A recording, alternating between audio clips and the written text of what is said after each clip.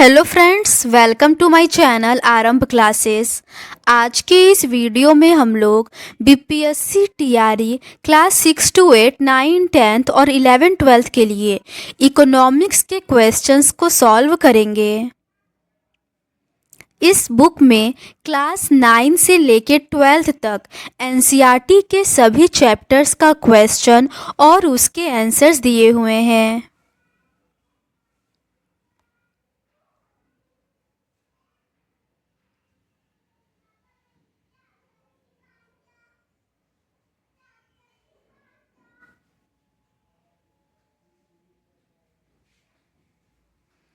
इस बुक में BPSC TRE 1.0, 2.0 और 3.0 में जो भी इकोनॉमिक्स के क्वेश्चन पूछे गए हैं वो सभी दिए हुए हैं। इसके अलावा DSSB TGT PGT, KVS TGT PGT, NVS TGT PGT, EMRS TGT PGT में भी जो क्वेश्चंस इकोनॉमिक्स के पूछे गए हैं सभी दिए हुए हैं। इस बुक में कुल 91 क्वेश्चन पेपर में इकोनॉमिक्स के जो भी क्वेश्चंस पूछे गए थे वो सभी दिए हुए हैं। तो बिना देर किए चलिए आज का ये वीडियो शुरू करते हैं।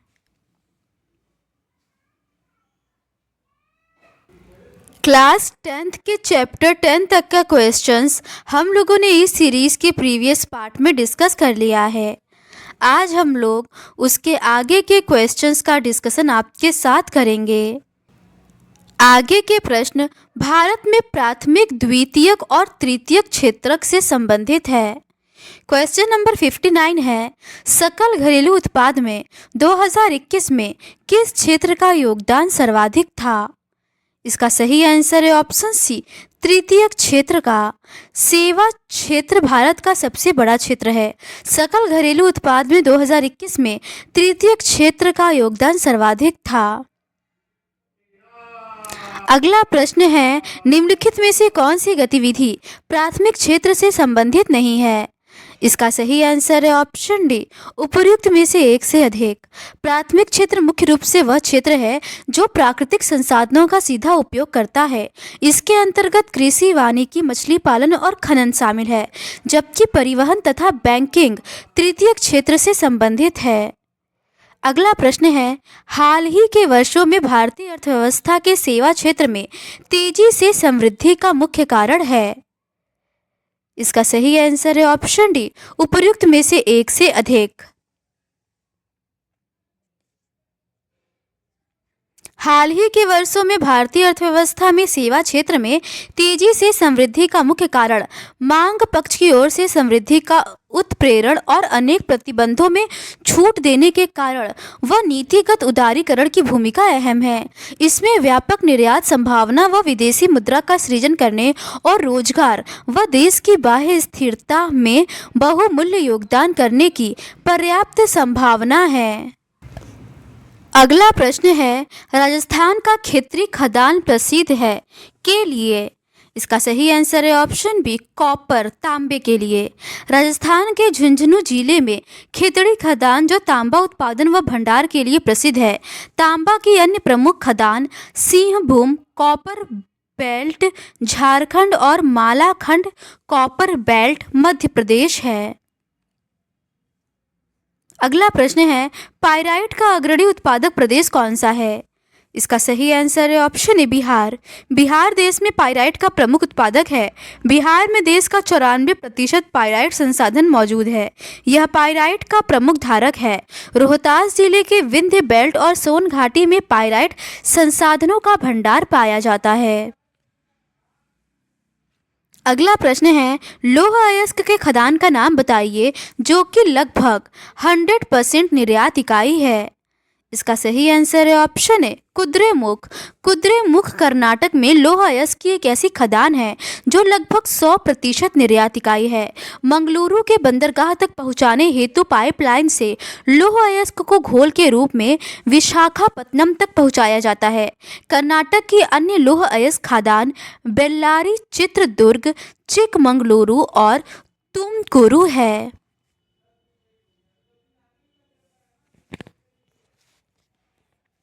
अगला प्रश्न है, पश्चिमी बंगाल में निम्नलिखित गैर धात्विक खनिजों का भंडार है। इसका सही आंसर है ऑप्शन सी, चूना और चूना पत्थर। पश्चिम बंगाल में गैर धात्विक खनिज का भंडार चूना और चूना पत्थर है। यह पुरुलिया, टूटू पहाड़, मरामू क्षेत्र, हरिरामपुर और सलाई पहाड़ी क्षेत्र में पाया जाता है। अगला प्रश्न है, निम्न प्रदेशों में भारत का कौन सा एक प्रदेश सबसे बड़ा तांबा उत्पादक है। इसका सही आंसर है ऑप्शन है मध्य प्रदेश। भारत सबसे बड़ा तांबा उत्पादक राज्य मध्य प्रदेश है। देश में तांबे का लगभग 53% उत्पादन यहीं होता है। इसके बाद राजस्थान और झारखंड है। अगला प्रश्न है, मोबाइल नंबर पोर्टेबिलिटी सेवा देश में इस दिन आरंभ हुई। इसका सही आंसर है ऑप्शन बी, जनवरी 2011। 20 जनवरी 2011 को देश में मोबाइल नंबर पोर्टेबिलिटी सेवा 20 जनवरी 2011 में प्रारंभ हुई। मोबाइल नंबर पोर्टेबिलिटी एक ऐसी सेवा है जो उपयोगकर्ताओं को अपना मोबाइल नंबर एक ऑपरेटर से दूसरे ऑपरेटर में स्थानांतरित करने की अनुमति प्रदान करता है।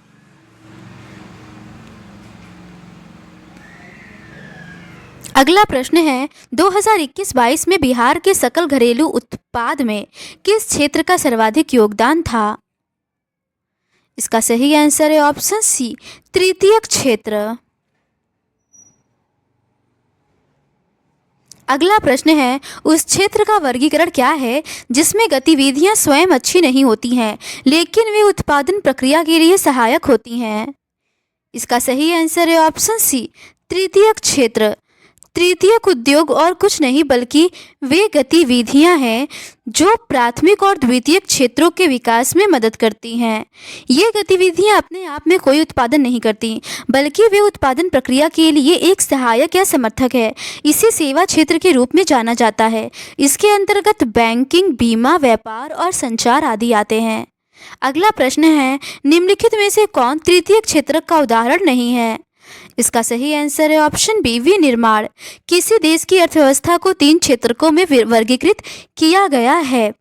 प्राथमिक क्षेत्र में वे सभी गतिविधियां जो कृषि क्षेत्र से संबंधित है प्राथमिक क्षेत्र के अंतर्गत शामिल की जाती हैं। इसमें कृषि तथा संबद्ध क्रियाकलाप, मत्स्य पालन, वानिकी, खनन और उत्खनन को शामिल किया जाता है। द्वितीय क्षेत्र वे गतिविधियां हैं जिनके द्वारा उपयोगिता का सृजन होता है, उन्हें द्वितीय क्षेत्र में शामिल किया जाता है, जैसे निर्माण, विनिर्माण, गैस, जल तथा बिजली आपूर्ति आदि। तृतीय क्षेत्र वह क्षेत्र है जो प्राथमिक तथा द्वितीय क्षेत्र की विभिन्न गतिविधियों के लिए विभिन्न सेवाएं प्रदान करता है, अतः इसे सेवा क्षेत्र भी कहा जाता है। इसके अंतर्गत निम्नलिखित सेवाएं प्रदान की जाती हैं: व्यापार, होटल तथा जलपान, गृह, परिवहन, संग्रहण तथा संचार, वित्तीय सेवाएं, अस्थावर संपदा तथा व्यावसायिक सेवाएं, लोक प्रशासन तथा अन्य सेवाएं।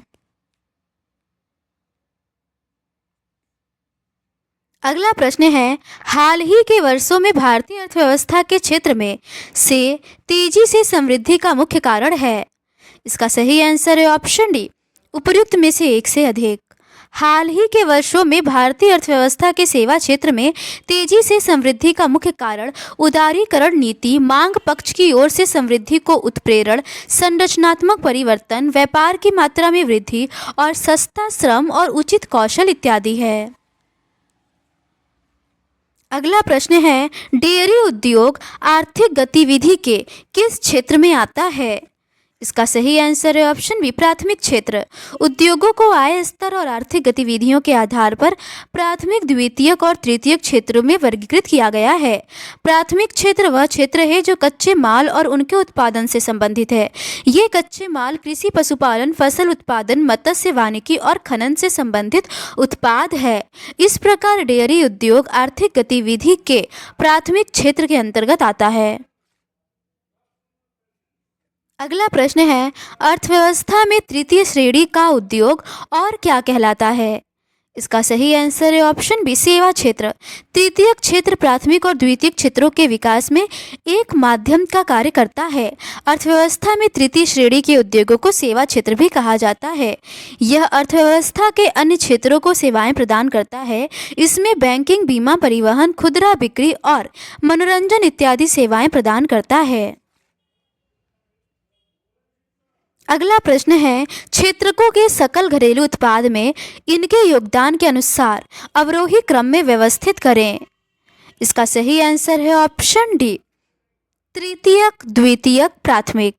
NSSO के फरवरी 2023 के आंकड़ों के अनुसार प्रचलित मूल्यों पर सकल घरेलू उत्पाद में प्राथमिक, द्वितीयक और तृतीयक क्षेत्रों का योगदान अवरोही क्रम में इस प्रकार है। सबसे पहले तृतीयक क्षेत्र, उसके बाद द्वितीयक और सबसे अंत में प्राथमिक क्षेत्र आएगा। अगला प्रश्न है, नीचे दो कथन दिए गए हैं।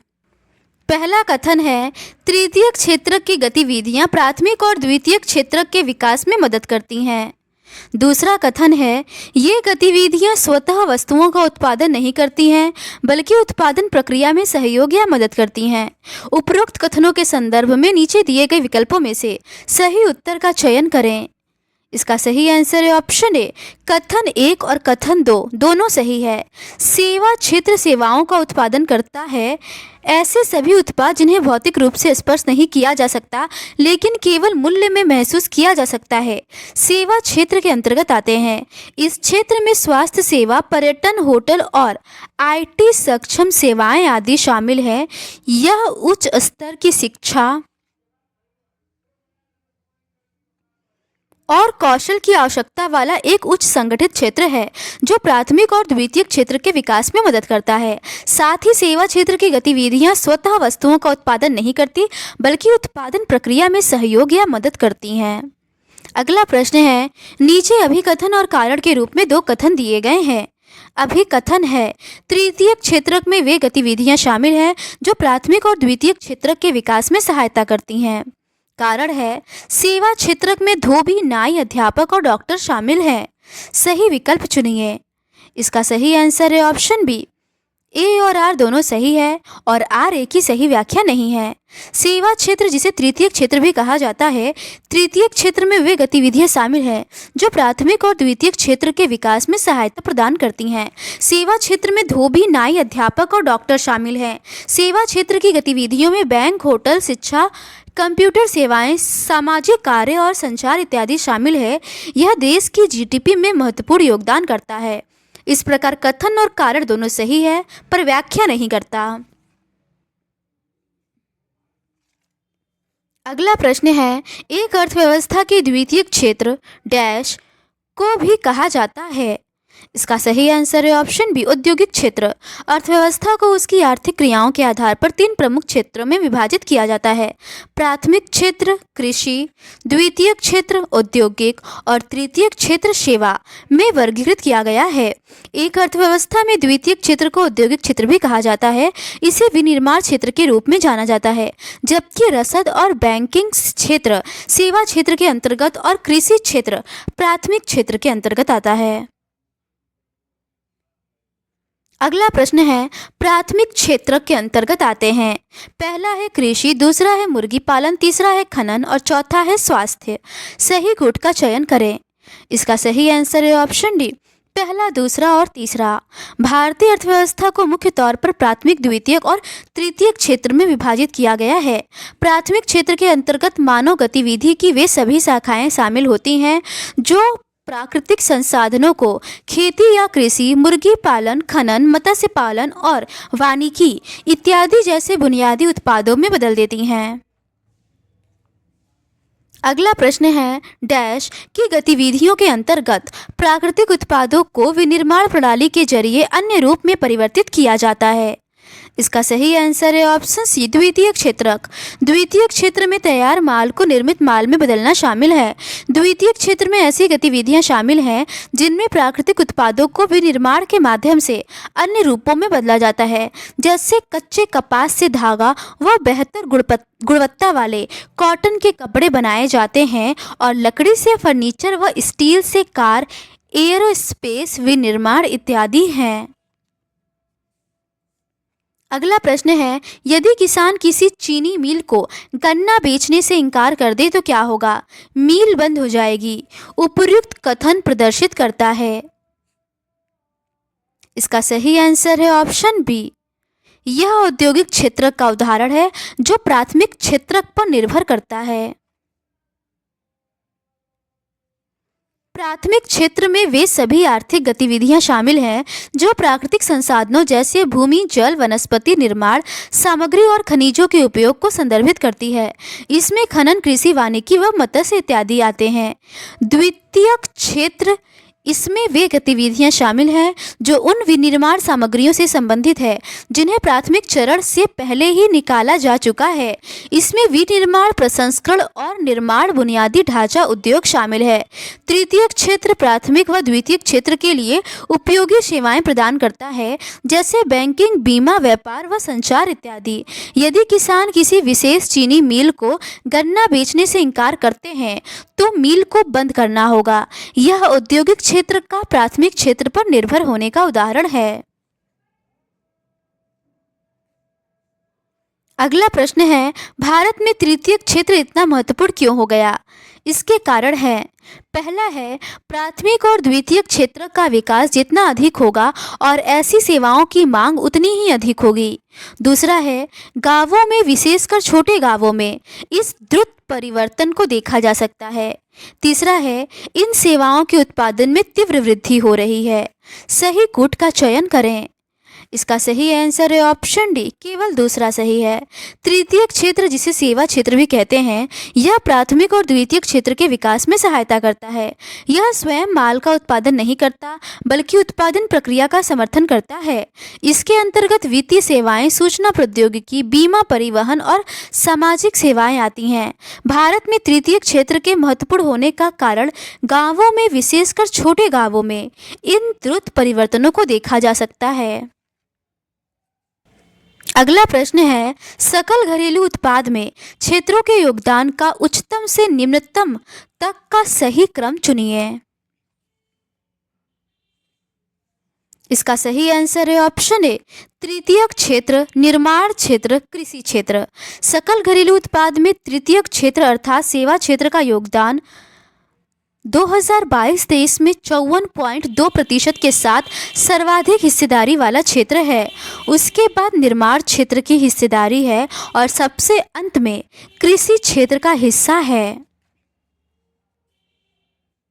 अगला प्रश्न है, निम्नलिखित में से उद्योग क्षेत्र का कौन सा उप क्षेत्र भारत के सकल मूल्य वृद्धि में सर्वाधिक योगदान देता है? इसका सही आंसर है ऑप्शन सी, विनिर्माण। इन सभी ऑप्शंस में ग्रॉस वैल्यू एडेड में योगदान क्रमशः बढ़ते से घटते क्रम में इस प्रकार है।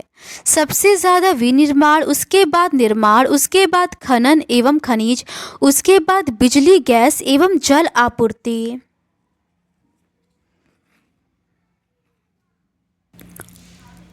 अगला प्रश्न है, निम्नलिखित क्षेत्रों को भारत के जीडीपी में उनके योगदान के आधार पर घटते क्रम में लगाएं।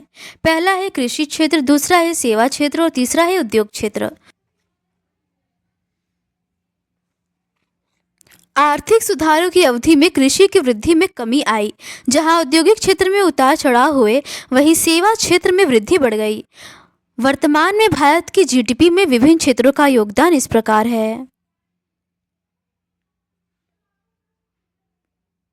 सेवा क्षेत्र में 54.20%, उद्योग क्षेत्र में 30.67% और कृषि क्षेत्र में 15.13%। अगला प्रश्न है, सूची 1 को सूची 2 से सुमेलित कीजिए। इसका सही आंसर है ऑप्शन बी। इसका सही सुमेलन इस प्रकार है, 4 खंड मॉडल का महालनोबिस होगा, संकटकालीन न्यूनतम का लेविंस्टीन होगा, बड़ा धक्का सिद्धांत का रोजेंस्टीन रोडान होगा और असीमित मजदूर आपूर्ति सिद्धांत का आर्थर लेविस होगा। आगे के प्रश्न संगठित और असंगठित के रूपों में क्षेत्रकों का विभाजन से संबंधित है। क्वेश्चन नंबर 86 है, अनौपचारिक क्षेत्र में शामिल है। पहला है कारीगर, कुटीर उद्योगपति, छोटे व्यापारी, चाय की दुकान के मालिक। दूसरा है कचरा बीनने वाले, जितनी अनाधिकृत टैक्सियां, मरम्मत करने वाले। तीसरा है स्वरोजगार और चौथा है कम पूंजी, कौशल और प्रवेश बाधाओं के साथ 4 गतिविधियां। इसका सही आंसर है ऑप्शन डी, उपर्युक्त में से एक से अधिक। औपचारिक क्षेत्र अर्थव्यवस्था के उस हिस्से को संदर्भित करता है जहां आर्थिक गतिविधियां सीमित सरकारी विनियमन और निगरानी के साथ संचालित होती हैं। इस क्षेत्र की विशेषता इसकी असंरक्षित प्रकृति है, जिसमें अक्सर ऐसे व्यवसाय और कर्मचारी शामिल हैं जो औपचारिक विनियामक वातावरण के बाहर काम करते हैं। औपचारिक क्षेत्र में ऋणदाताओं की गतिविधियों की देखरेख करने वाली कोई संस्था नहीं है। अनौपचारिक उधारदाता में साहूकार, व्यापारी, मालिक, रिश्तेदार, दोस्त इत्यादि आते हैं। अगला प्रश्न है, निम्नलिखित में से कौन सा असंगठित क्षेत्र के अंतर्गत नहीं आता है? इसका सही आंसर है ऑप्शन ए, विद्यालय में पढ़ाती एक अध्यापिका। असंगठित क्षेत्र वे क्षेत्र हैं जिसमें कामगार किसी भी जगह रजिस्टर्ड नहीं होते हैं, जबकि विकल्प ए के अनुसार विद्यालय में पढ़ाती अध्यापिका संस्थान में रजिस्टर्ड होती हैं। अगला प्रश्न है, कॉरपोरेट कार्य मंत्रालय द्वारा शुरू की गई MCA 21 पहल के संदर्भ में निम्नलिखित में से कौन सा सही है? पहला है कॉरपोरेट संस्थाओं, पेशेवरों और आम जनता के लिए सहायक तरीके से MCA सेवाएं आसानी और सुरक्षित तरीके से पहुँचें। दूसरा है इसे कंपनी अधिनियम 1956 के तहत कानूनी आवश्यकताओं के प्रवर्तन और अनुपालन से संबंधित सभी प्रक्रियाओं को पूरी तरह से स्वचालित करने के लिए डिज़ाइन किया गया है। इसका सही आंसर है ऑप्शन बी, 1 और 2 दोनों सही है। कॉरपोरेट मामले के मंत्रालय द्वारा शुरू MCA 21 पहल भारत में व्यापार सुगमता सूचकांक को बेहतर बनाने में मदद करेगा। यह कॉरपोरेट मामलों के मंत्रालय का ऑनलाइन पोर्टल है जिसने कंपनी से संबंधित सभी जानकारियों को विभिन्न हितधारकों और आम जनता के लिए सुलभ बना दिया है। इसे वर्ष 2006 से प्रारंभ किया गया था। इसे कंपनी अधिनियम 1956, नई कंपनी अधिनियम 2013 और सीमित देयता भागीदारी अधिनियम 2008 के तहत सक्रिय प्रवर्तन एवं कानूनी आवश्यकताओं के अनुपालन से संबंधित सभी प्रक्रियाओं को पूरी तरह से स्वचालित करने के लिए डिज़ाइन किया जाता है। अगला प्रश्न है, निम्न में से कौन EEC का सदस्य नहीं है? इसका सही आंसर है option A, Poland. Poland EEC European economic community का सदस्य नहीं है। इसकी स्थापना 25 मार्च 1957 को बेल्जियम में किया गया था। 31 जनवरी 2020 से यूके यूरोपीय यूनियन से अलग हो गया। वर्तमान में 27 देश यूरोपीय यूनियन के सदस्य हैं। अगला प्रश्न है, संगठित क्षेत्र के उपक्रम में रोजगार प्राप्त श्रमिकों की संख्या होनी चाहिए। इसका सही आंसर है ऑप्शन ए, 10 या इससे अधिक। वे सभी सार्वजनिक क्षेत्र व निजी क्षेत्र के प्रतिष्ठान जो 10 या उससे अधिक श्रमिकों को नियोजित करते हैं वे संगठित क्षेत्र अथवा औपचारिक क्षेत्र के प्रतिष्ठान कहलाते हैं, और जो ऐसे प्रतिष्ठान में काम करते हैं वे औपचारिक क्षेत्र के कर्मचारी हैं। वहीं भारत में 90% वर्कर अनौपचारिक क्षेत्र में कार्यरत हैं जो GDP का लगभग आधा उत्पादन करते हैं।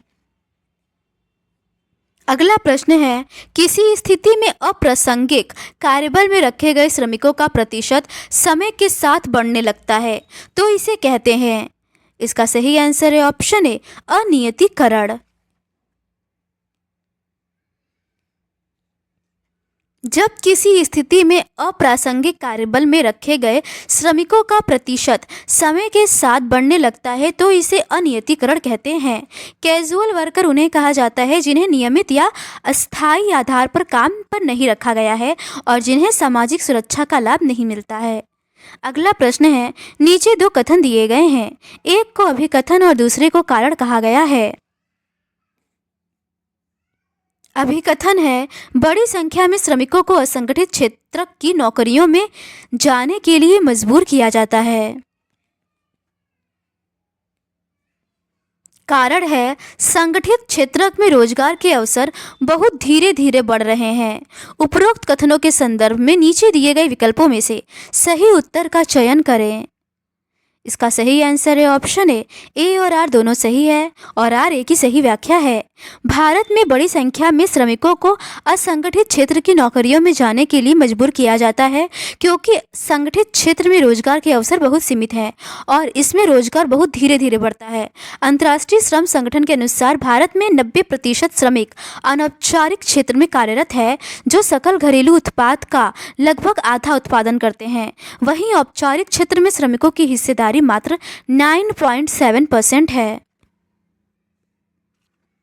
अगला प्रश्न है संगठित क्षेत्र की निम्नलिखित में से कौन सी विशेषता नहीं है।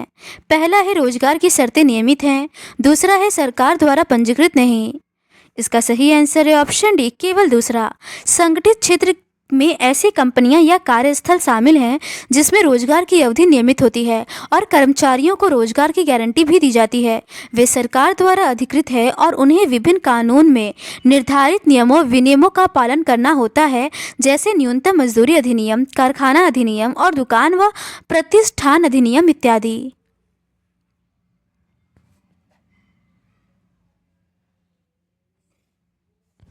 अगला प्रश्न है सही उत्तर का चयन करें।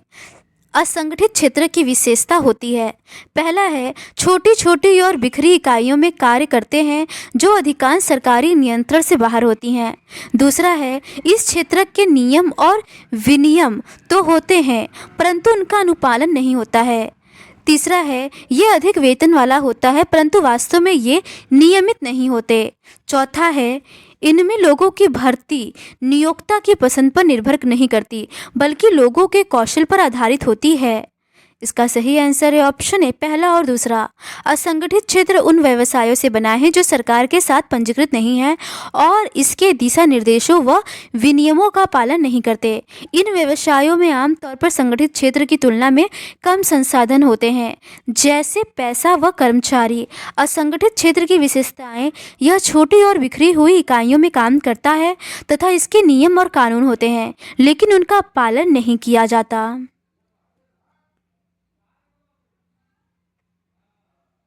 तो आज के इस वीडियो में बस इतना ही। स्वामित्व आधारित क्षेत्रक, सार्वजनिक और निजी क्षेत्रक से संबंधित प्रश्नों का डिस्कशन हम लोग इस सीरीज़ के नेक्स्ट पार्ट में करेंगे। अगर आपको ये सीरीज़ पसंद आती है तो please do subscribe to my channel and like this video. Thank you.